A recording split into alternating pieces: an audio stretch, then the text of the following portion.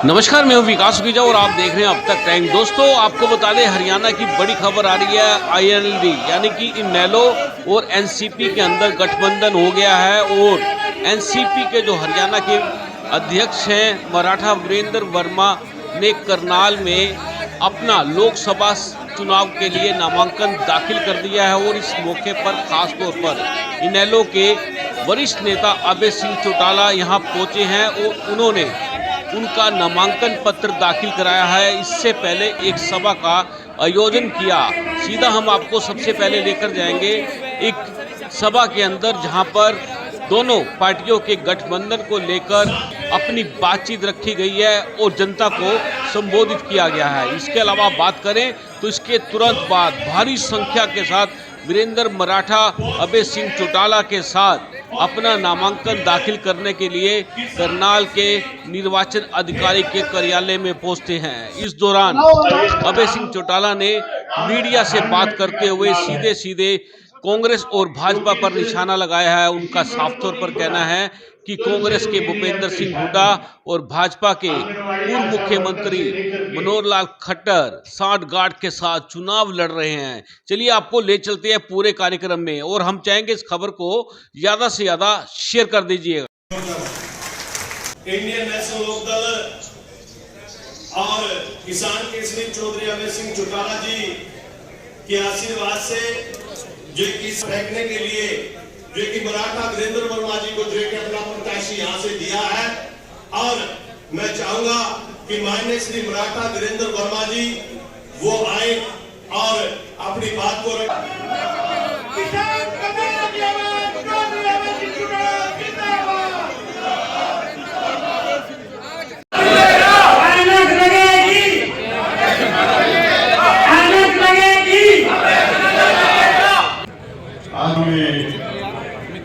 हमारे बीच मुख्य अतिथि के रूप में इंडियन नेशनल लोकदल के राष्ट्रीय प्रधान महासचिव चौधरी अभय सिंह जी चौटाला और इनके साथ आए हुए और गणमान्य साथी, इन सबका मैं हृदय से यहाँ पहुँचने पर स्वागत करता हूँ, धन्यवाद करता हूँ। आज हम एक बहुत बड़ी घोषणा के लिए यहाँ इकट्ठे हुए हैं। आज मैंने अपना नामांकन पत्र भी करनाल लोकसभा के लिए भरना है और ये मेरे नामांकन में मेरी सहायता करने भी आज यहाँ आए हैं। और कल लोकसभा कुरुक्षेत्र का नामांकन पत्र इन्होंने भरना है, हम भी इनका नामांकन पत्र भरवाने के लिए कुरुक्षेत्र में जब जाएंगे। मैं आपको थोड़ा सा एक बात बता दूं, सिर्फ चुनाव के लिए इन दो पार्टियों का तालमेल नहीं है।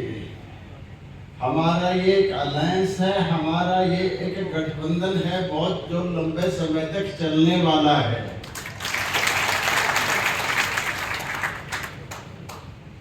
मैंने हमारी पहले ऐसा नहीं है कि कोई हम एक दूसरे के स्वार्थ से बात कर रहे हैं। इनकी मेरी बात हुई, कई बार आदमी बरसों बरसों भी मुलाकात करता रहता है तो वो नजदीकियां नहीं बन पाती हैं। कई बार एक मुलाकात में ही बहुत ज्यादा नजदीकियां बन जाती हैं। हमारे साथ कुछ ऐसा ही हुआ कि आप करनाल से कोई प्रत्याशी खड़ा ना करें। मुझे मेरे साथ इनकी मुलाकात हुई, उसके हफ्ते 10 दिन बाद ही मीडिया में स्टेटमेंट मिली कि इंडिया गठबंधन से यदि मराठा वीरेंद्र वर्मा को प्रत्याशी बनाया जाता है तो इंडियन नेशनल लोकदल करनाल से कोई प्रत्याशी खड़ा नहीं करेगा।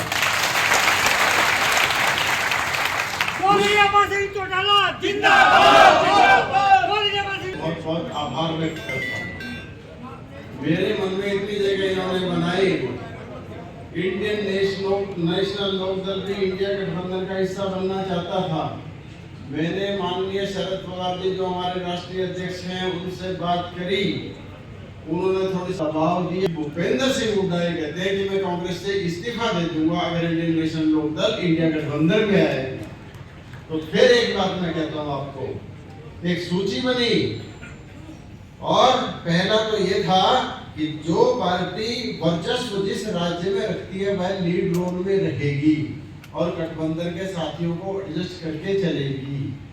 और दूसरा कि विनेबिलिटी, जीतने के चांस किस कैंडिडेट के ज्यादा हैं, वह किसी भी पार्टी से संबंधित क्यों ना हो, गठबंधन की पार्टी होनी चाहिए, वह सीट उस गठबंधन की पार्टी को जाएगी। तो यहाँ विनेबिलिटी हमारी बन रही थी, हमारा टिकट हमारा जो है तय हो गया उम्मीदवारी। एक लिस्ट आपने देखा होगा मीडिया पे आई भी थी, लेकिन बाद में उसको भूपेंद्र सिंह हुड्डा और उदय सिंह ने फेक करके अगले दिन 2 दिन बाद दूसरी लिस्ट निकलवाई। फिर हमने पता किया बात क्या हुई। उस लिस्ट में फिर जो आज प्रत्याशी यहाँ आया उसका नाम आया और ये बताया गया, मेरे को माननीय तो शरद पवार जी के माध्यम से पता लगा कि भूपेंद्र सिंह हुड्डा ने मेरा को प्रत्याशी बनाने के लिए भी यहाँ कह दिया कि मैं इस्तीफा दे दूंगा अगर इसको प्रत्याशी बनाया। तो अब इनको भी नहीं जुड़ने दिया और हमें भी नहीं लेने दिया। ये बात उसको नहीं पता थी, ये इस तरह भी जुड़ सकते हैं। आज हम दोनों इकट्ठे हुए हैं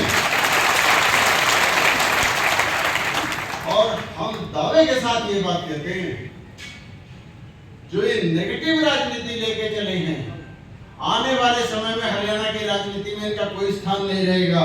हम मिलके चलेंगे, हम दोनों कार्यकर्ता इनेलो के भी और एनसीपी के भी, दोनों मिलके हम करनाल की और कुरुक्षेत्र की लोकसभा सीट आराम से निकाल सकते हैं। मैं सभी भाइयों से अनुरोध करूंगा, पूरे दिल से काम करें, पूरे नियत से काम करें, अपनी जान लगा दें इस चुनाव के लिए, क्योंकि हम दोनों का फ्यूचर भविष्य राजनीतिक इसी बात पे निर्भर है। ये दोनों सीट निकल जाएंगी तो मैं दावे के साथ कहता हूँ अक्टूबर नवंबर में जो बनने वाली सरकार हरियाणा में होगी, निश्चित रूप से आपकी सरकार होगी। चौधरी वीरेंद्र मराठा जी आज वीरेंद्र मराठा जी के नॉमिनेशन पे नामांकन पत्र पे आए हुए दोनों पार्टी के बहुत ही वरिष्ठ कर्मठ मेहनत कार्यकर्ता साथियों, पत्रकार साहब दोस्तों, मराठा जी ने मेरे से पहले आपके सामने खुल करके सारी बातों की चर्चा करी कि किस तरह से मनोहर लाल खट्टर को इस लोकसभा के चुनाव में मदद की जाए।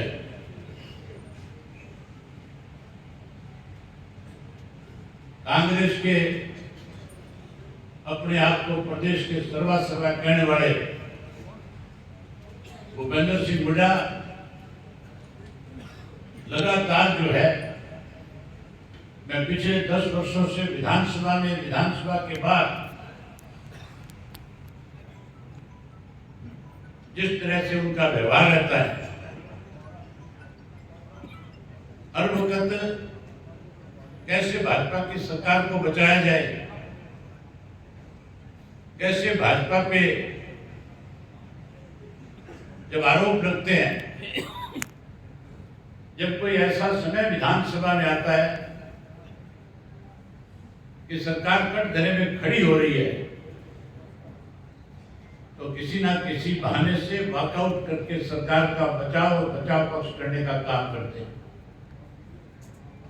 मैं बहुत दिन से एक बात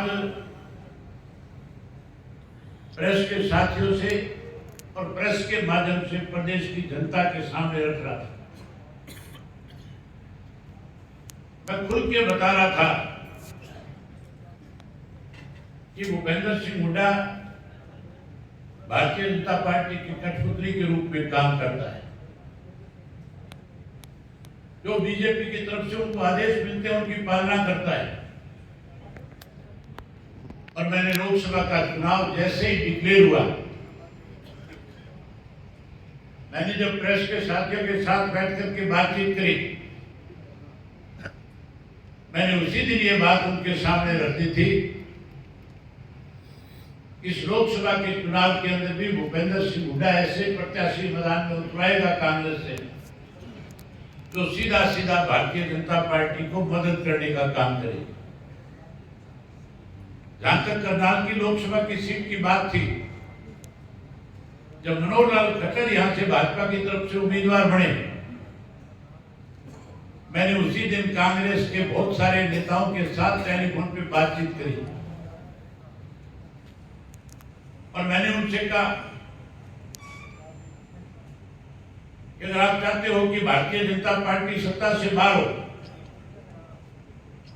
तो करनाल में आपने भी अपनी तरफ से सर्वे कराया होगा और मेरा करनाल के अंदर जुड़ना रहता है। मैंने भी अनेक साथियों से ये पूछा, मेरी अपनी पार्टी के लोगों से, दूसरी पार्टी के साथियों से, और जो न्यूट्रल किस्म के लोग हैं उनसे भी बातचीत की। मनोहर खट्टर को कौन हरा सकता है? सब लोगों की एक ही भावना थी कि अगर आप सब मिलकर के वीरेंद्र सिंह मराठा जी को प्रत्याशी बना दोगे तो फिर मनोहर लाल खट्टर चुनाव हार जाएगा।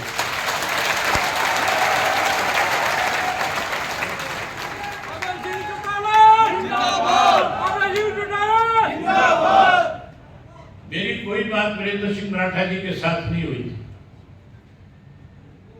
तब तक हम एक दूसरे से मिलते थे। जब मेरे सामने ये बात आई तो मैंने शरद पवार जी से भी बात करी, मैंने कांग्रेस के वरिष्ठ नेताओं से भी चर्चा करी। मैंने उनसे कहा कि इससे अच्छा मौका नहीं है, आपको इस पर विचार करना चाहिए। राष्ट्रवादी कांग्रेस पार्टी जो आपके गठबंधन की सहयोगी पार्टी है, जहां आप महाराष्ट्र के अंदर एक दूसरे के साथ मिलकर के चुनाव लड़ रहे हो, जहां आपने आप पार्टी को एक टिकट यहां पे दिया है,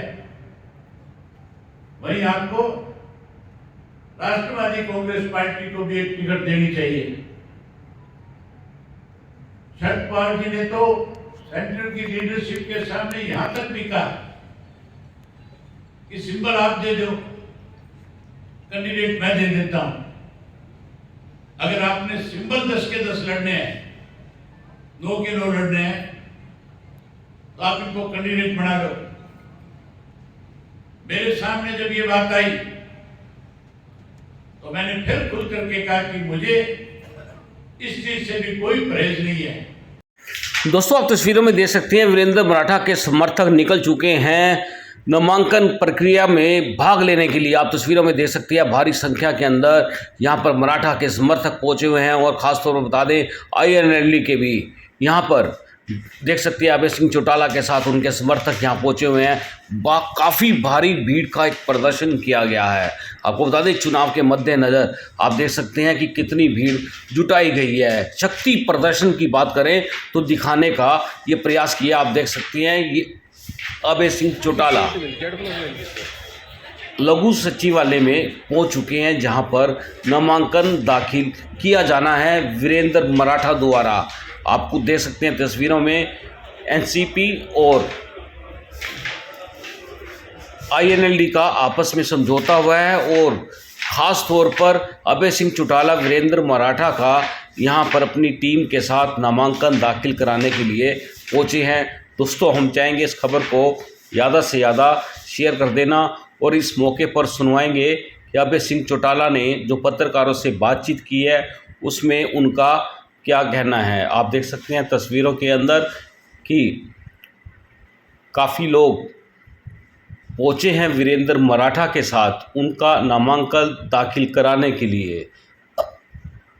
एक जोश आप देख सकते हैं मराठा वीरेंद्र के अंदर जो बिल्कुल स्पष्ट दिखाई दे रहा है और अभय सिंह चौटाला भी यहाँ पर ख़ास तौर पर दिखाई दे रहे हैं। आप देख सकते हैं नामांकन प्रक्रिया के लिए ये रिटर्निंग अधिकारी हैं जो उनके कार्यालय में पहुँच चुके हैं। चलिए बात करवाने की कोशिश करते हैं अभय सिंह चौटाला का क्या कहना है। करनाल की जनता इस चुनाव में हर हालत में भाजपा को और कांग्रेस को सत्ता से दूर कर देगी। इस चुनाव में उनको किसी भी कीमत पे अपना वोट नहीं देगी। ये भी कह रहे हैं कि वो देवीलाल की नीतियों को आगे चला रहे हैं। जेपी कह रहे हैं चौधरी देवीलाल के साथ जब तक थे, काला साहब के साथ जब तक थे, तब तक उनको बहुत सम्मान मिलेगा। हमने मेंबर पार्लियामेंट बनाया, तो मिनिस्टर बनाया। अगर वो चौधरी देवीलाल की नीतियों में आज भी विश्वास रखते हैं तो उनको कांग्रेस को छोड़ देना। कांग्रेस की सूची कैसी लग रही है आपको? कितना टक्कर देगी बीजेपी? कांग्रेस की सूची भाजपा और कांग्रेस दोनों मिलकर के चुनाव लड़ेंगे।